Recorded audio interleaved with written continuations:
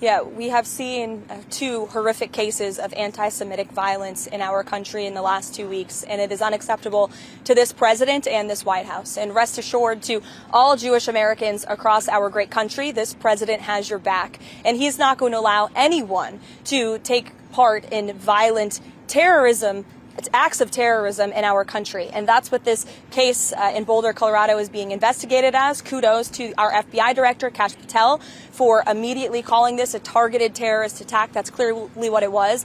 But I'd also like to point out that this administration has done more than any administration to curb this violence and to curb illegal immigration. We secured our border in record time, but we're also tightening up our visa process and our legal immigration process. And we know that this individual, this terrorist, was allowed into this country by the previous administration, was foolishly given a tourism visa, and then was illegally allowed to stay.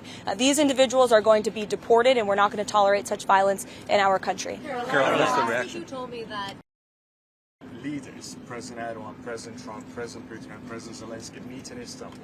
Is that something that President Trump would support and would be partaking? Well, the president has said he's open to it if it comes to that, but he wants both of these leaders and both sides to sit down at the table together. And we saw them do that at the urging of President Trump today. But as for how the president feels about those talks and what took place there, I'll let him speak on that. What's the president's reaction to that Ukrainian drone attack, stunning drone attack on Russian air bases? I'm sure he saw that. What's his reaction? Well, look, the reaction is this war needs to come to an end. And this war has been brutal from both sides. Too many people have died. And the president wants this war to end at the negotiating table. And he's made that very clear to both leaders, both publicly and privately. Are the trade negotiations still ongoing after last week's pause? And how are the negotiations with the European Union to avoid that 50% tariff?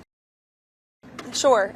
She asked about the potential call with President Xi. I can confirm that the two leaders will likely talk this week. And as always, when there are foreign leader calls, we will provide a readout of those calls. So we'll see you guys later. Thank you. Thank you, Karoline.